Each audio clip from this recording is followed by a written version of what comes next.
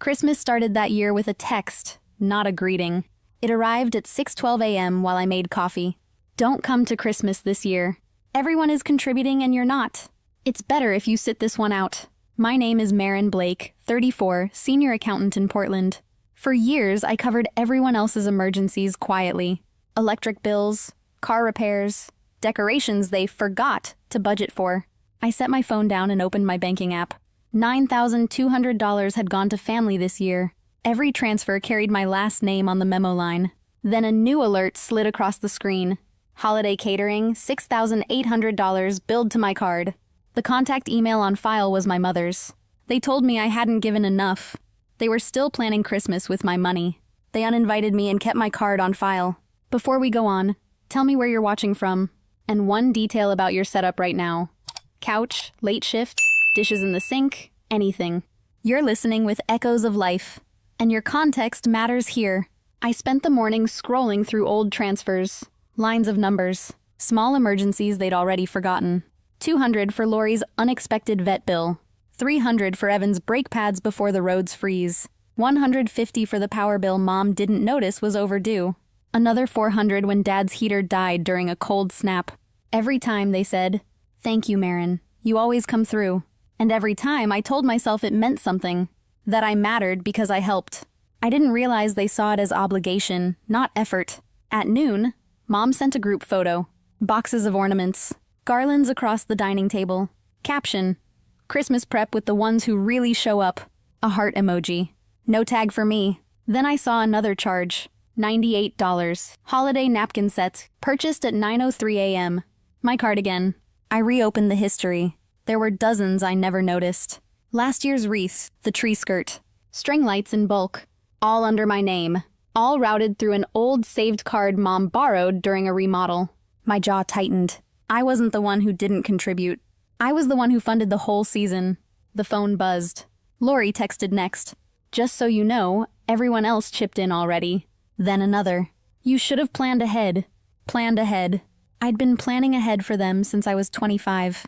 Outside, rain hit the window in thin, steady lines. I closed the curtains, sat at my desk, and opened my spreadsheets. Not for work. For evidence. For clarity. For the truth they pretended not to know. They called my absence the problem. But the problem was written in every transaction. They said I didn't give enough. My statements said otherwise.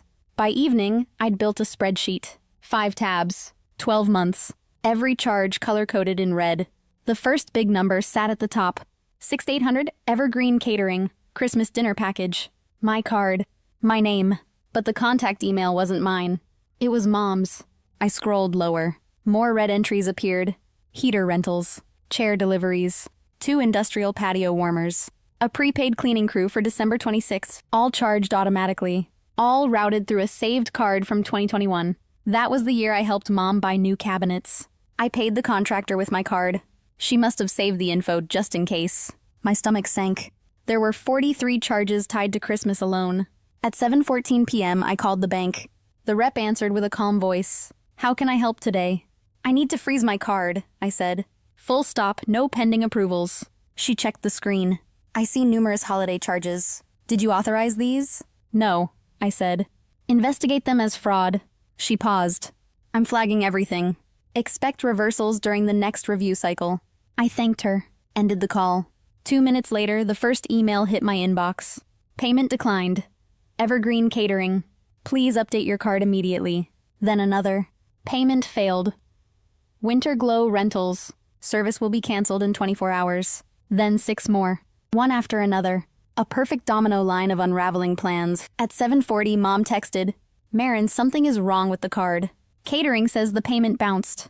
Can you fix it before morning?" I didn't reply. At 8:05, Lori chimed in. "Mom said your card glitched. Can you just handle it? We already told everyone Christmas is happening." Still no reply. At 8:27, Evan tried. "Come on, Marin. You know we're not good with money. Just cover it, and we'll pay you back." They never did. Not once. Not in 9 years. I turned off my phone. Opened my blinds. Watched the rain swallow the streetlights outside. Silence finally had space. This wasn't revenge. It was correction. A recalibration of lines they crossed quietly, repeatedly. And Christmas was only the symptom. Tomorrow they'd wake to cancellations. Not because I ruined anything, but because they built everything on money that wasn't theirs. They built Christmas on my card. I removed the foundation. If this were your family, what would you do? Comment 1 to stay quiet and avoid conflict. Comment 2 to ask for proof, even if it exposes everything. You're watching Echoes of Life, and we read every choice. The first cancellation hit at 6:02 a.m. Evergreen Catering. Subject line, service terminated. Payment unresolved. The second came minutes later. Winter Glow Rentals. Heaters, chairs, linens, gone. Then the quartet. Then the decorator. Then the cleaning crew. Everything crumbled before sunrise. I watched the emails stack in my inbox. One red warning after another. Every vendor she'd bragged about now backing away. My phone lit up nonstop. Mom called first. I let it ring 4 times. Her voicemail shook. Marin, the caterer said your card declined. Fix it. People are coming on Sunday. I deleted it without saving. Lori called next. Voicemail again, sharper this time. What did you do? Mom's losing it. Just pay the difference and we'll reimburse you. They wouldn't. They never did. Reimbursement was a story they told themselves. Another voicemail. Evan this time. Marin, seriously. You're messing up Christmas. Just replace the card so they can process it. The tone wasn't concern. It was expectation. Duty. As if I owed them the holiday. At 7:28 a.m., Mom texted. Catering says you reported fraud. Why would you do that? We already planned everything. I typed a single sentence. I didn't authorize any charges. Then I set the phone aside. My hands were steady. Steadier than theirs had ever been with money. The group chat exploded. Lori. So you're punishing us? Mom. We invited the pastor's family. Evan, can you act like an adult for once? My jaw tightened. I opened my folder of screenshots. Saved card record. Charge logs. The year Mom copied my information. The 3 years of small holiday costs they never mentioned. Then I sent one image to the chat. A red banner reading unauthorized use. Card frozen. Mom replied instantly. This is dramatic, Marin.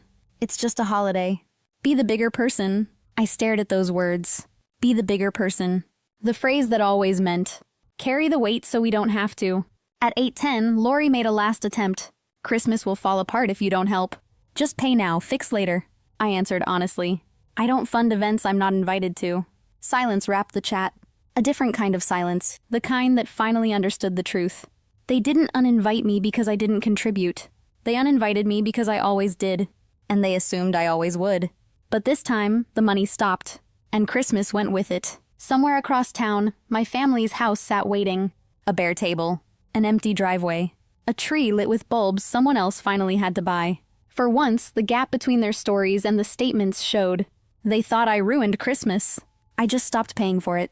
By noon, the texts turned into threats of coming over. So I drove first. Their street was lined with plastic candy canes. Lights blinking unevenly. Inflatables sagging in the snow. A perfect picture of forced holiday cheer. I parked across the driveway. The front door swung open before I stepped out. Mom stood there in a red sweater. Mascara smudged. Jaw tight. Marin, get inside.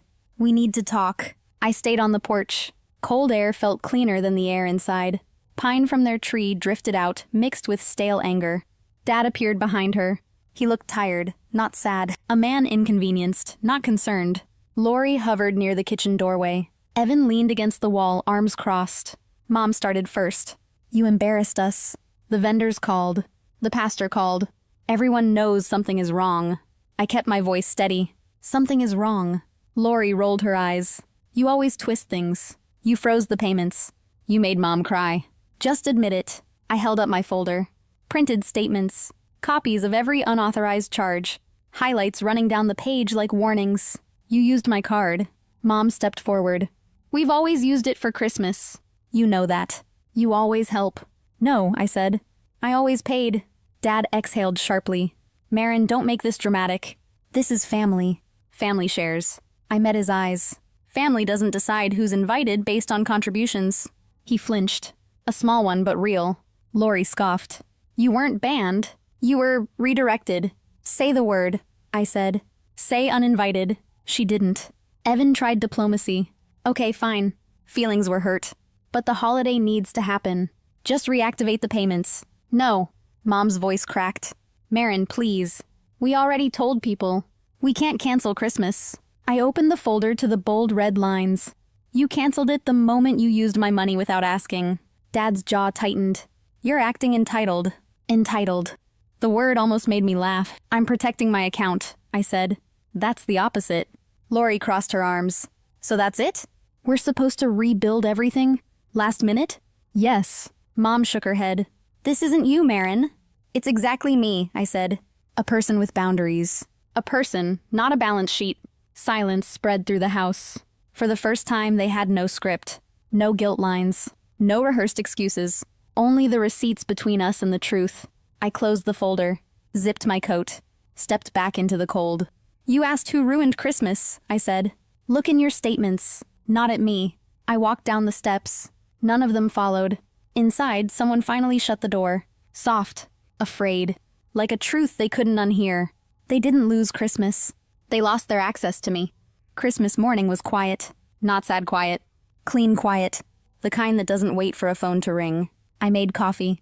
Turned on a small lamp. Watched snow drift past my window like slow falling feathers. No group chat notifications. No guilt. No emergency fix this messages. Just silence, real silence. Around 9 a.m., a knock sounded. Not frantic. Not demanding. Just soft. It wasn't my family. It was my neighbor, Mrs. Langford. She held a tin of cookies. We're hosting a small Christmas breakfast downstairs, she said. You're welcome to join. Only if you want to. Warmth rose in my chest. An unfamiliar kind. Not obligation. Invitation. I went. The lobby smelled like cinnamon and oranges. Kids ran around with paper crowns. Someone's uncle played holiday jazz on a keyboard. People laughed. No one asked for my card. No one measured my worth in contributions. I just existed. Welcome, wanted, enough. Mrs. Langford handed me a plate. You look lighter today, she said.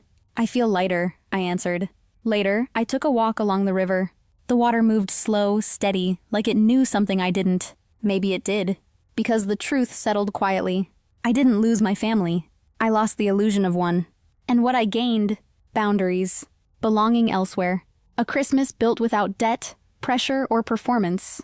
That was worth more than any decorated table they expected me to pay for. I paused on the bridge. Snowflakes landed on the railing. Cold, bright, beautiful in their own timing. Just like starting over. Some holidays break you. Others finally set you free. If this story stayed with you, tap like. Share it with someone tired of carrying everyone's weight. And subscribe to Echoes of Life for more stories. About truth, boundaries, and rebuilding your own peace.